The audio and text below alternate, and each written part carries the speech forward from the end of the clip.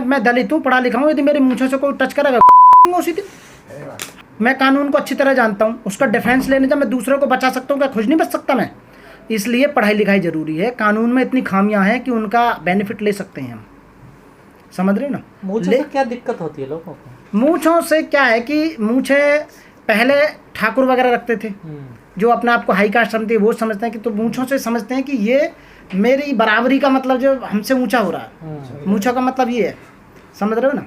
तो वो नहीं चाहते कि कोई लोग रौब से मूंछों को ताव लगाए या मूंछ रखें, तो उन्हें अच्छा नहीं लगता। वो हमारे बराबरी में आता है, उनका कहने का मतलब। कहा जाता है ग्रंथों में, वेदों में लिखा हुआ कि कर्म से बड़ा होता है आदमी। कर्म से बड़ा होता है, लेकिन जो इस काम को कर रहे हैं, मार रहे हैं, वो तो समझते नहीं है ना इस बात को, कर्म से बड़ा होता है। आप समझ रहे हैं ना जो बात कहना चाह रहे हैं, वो नहीं समझते। अध्यात्मवाद की बात कर रहे हो आप, धार्मिकवाद की बात कर रहे हो आप। कहाँ कहा गया कि कर्म से बड़ा होता है? गीता में तो कहा है। फिर वो हिंदू ही तो हैं जो मार रहे हैं, मुसलमान थोड़ी मार रहे हैं। आपने देखा है मुसलमानों पर कम अत्याचार होता है, उनकी बहन बेटियों के साथ में कम रेप होते हैं, उनकी मूछें दाढ़ी खूब रखती हैं, उन्हें नहीं मारते। तो मैं आपसे हाथ जोड़कर विनती करता हूँ अपने दलित भाइयों से कि आप जब तक सीखोगे तो मरते रहोगे, डेफिनेटली बता रहा हूँ। मैं लगाऊंगा आपकी बेल, मैं आपका केस लड़ूंगा।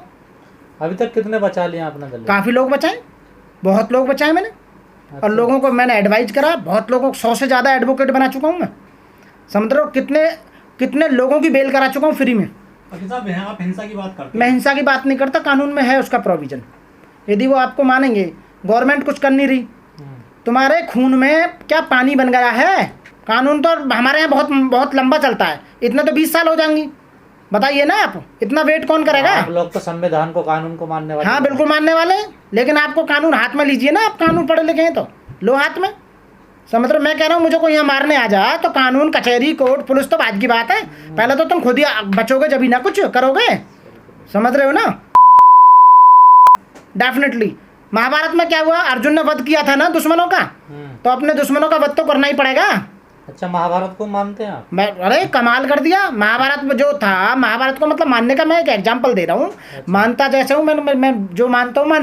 मैं तो भगवान बुद्ध को मानता हूँ। भगवान बुद्ध ने ये कहा था कि शांति का संदेश दिया। समझ रहे हो ना। पर शांति से बात नहीं बननी तो फिर क्या करें बताइए आप। तुम्हारे सामने तुम जा रहे हो, तुम्हारी बीवी का रेप कर दिया जा, तुम्हारी बेटी का रेप कर दिया जा, तुम्हारी बहन का रेप कर दिया जाए, तो खून में पानी है क्या? बताइए ना। रेप करने दोगे क्या आप? बताइए ना।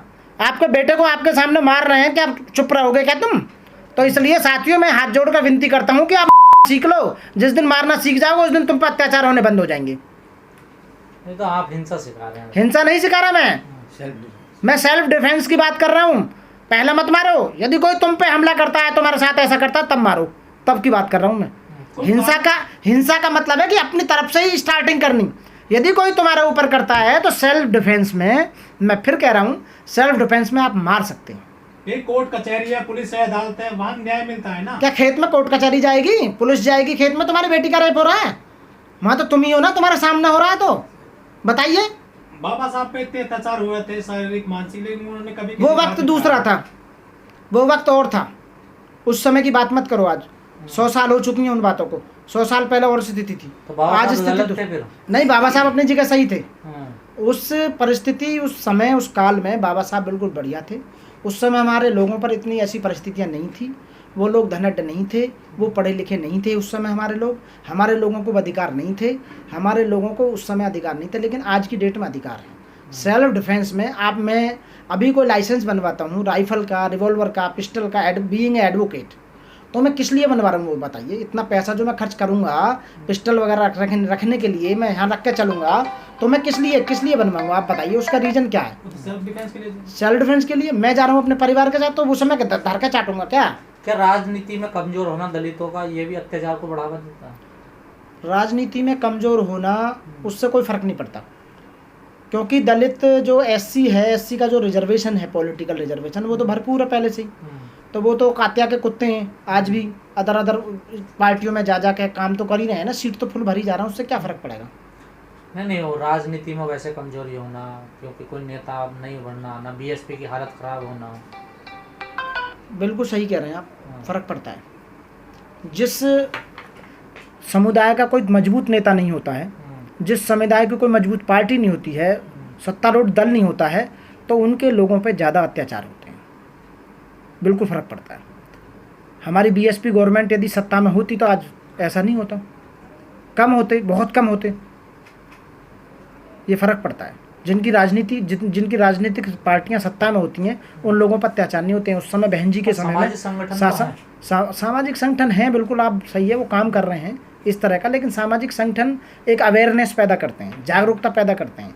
कहीं एफआईआर दर्ज नहीं हुई है, हम एफआईआर दर्ज कराने का काम करते हैं। समाज में किसी मिशन को लेकर चलते हैं, बाबा साहब के मिशन को लेकर चलते हैं, भगवान बुद्ध के मिशन को लेकर चलते हैं। सामाजिक संगठन होते हैं सुधार करने के लिए, वो सुधार करते हैं।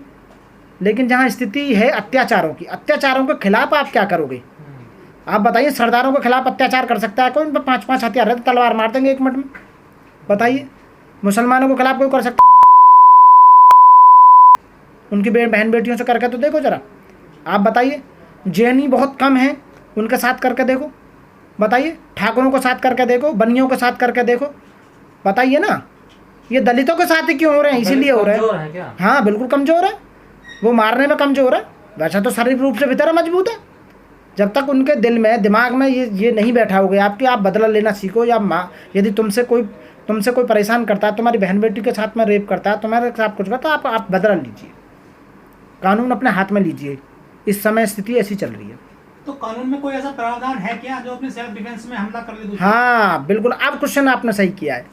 लॉर्ड मैकाले ने सन 1860 में जो आईपीसी बनाई थी, उसमें आईपीसी के अंदर मैं आपको बताता हूँ, ये आईपीसी है, और आईपीसी में सेक्शन 76 से लेकर 106 तक ये प्रोविज़न दिया हुआ है कि हम अपने सेल्फ डिफेंस में किसी की हत्या भी कर सकते हैं। लेकिन दलितों के न्याय के लिए SC/ST एक्ट भी है 1989 वाला। हाँ। इसके अलावा जो अनुसूचित जाति आयोग भी है, दलित बहुत सारे सांसद भी हैं, विधायक भी हैं, वो भी तो हेल्प कर सकते हैं आपकी। SC/ST आयोग को कोई सजा देने की पावर नहीं है, वो केवल ये हेल्प कराते हैं कि आपको SC/ST एक्ट में मुकदमा दर्ज होगा, समझ रहे हो ना। वो क्या करते हैं, हमने कंप्लेंट दी, वहाँ के कमिश्नर और DM को बुला लेते हैं, भाई इनके साथ में ये हुआ है, उन्हें कुछ अपना वेलफेयर के लिए कुछ फंड दे देते हैं, बाकी FIR दर्ज कराते हैं। अब क्या हो रहा है कि वैसे SC/ST एक्ट में अंदर जाना चाहिए आदमी, बाहर से बाहर एंटिसिपेटरी बेल नहीं है, लेकिन सत्ता में और लोग बैठे हुए हैं, बाहर से बाहर ही जो है, मतलब एविडेंस नहीं मिल पाता है, जिसकी वजह से उन्हें बेल हो जाती है बाहर से बाहर ही। तो उसका मिसयूज हो रहा है। मिसयूज मतलब जो पावर का वो ख़त्म करते जा रहे हैं धीरे धीरे, ये समस्या ये है। और जो सांसद है 131, यदि आप अच्छा एक बात बताइए, कोई दबंग आदमी है, धींगड़ा आदमी है, ताकतवर आदमी है, क्या वो रिपोर्ट करता है, कानून का सहारा लेता है? भाई उसमें तो ताकत इतनी होती है, उससे तो वैसे टच नहीं करता, करेगा तो मारेगा।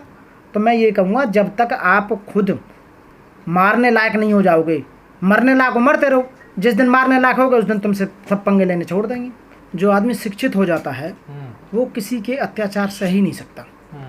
फॉर एग्जाम्पल, यदि कोई आदमी पढ़ लिख कर एडवोकेट बन जाए, डॉक्टर बन जाए, टीचर बन जाए, इंजीनियर बन जाए, IAS, IPS, IRS, जज, वह कुछ भी बन जाएगा, वो आदमी, उसे ज्ञान हो जाएगा, कानून की नॉलेज होगी, और वो अत्याचार सह ही नहीं सकता। शिक्षा इंसान को चहुमुखी की विकास करती है शिक्षा। इसलिए जितने भी ज़्यादातर जो अत्याचार हो रहे हैं वो अनपढ़ों के साथ हो रहे हैं, जो गांव में रहते हैं। तो लिखे पड़े थे वो ठीक है, वो फॉर एग्जांपल अलग बात हो सकती है, एक दो, ऐसा नहीं है कि भाई तमाम घटनाएं ऐसी आई हैं जहाँ पर सामाजिक शोषण होता है पढ़े लिखे लोगों का भी।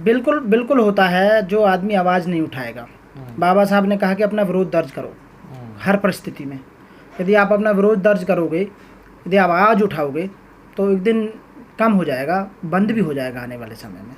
वकील साहब, लेकिन मैं लास्ट में एक बात कहूँगा, कीचड़ को साफ करने के लिए कीचड़ में उतरना ही होगा, और आपको भी सनना पड़ेगा उसमें।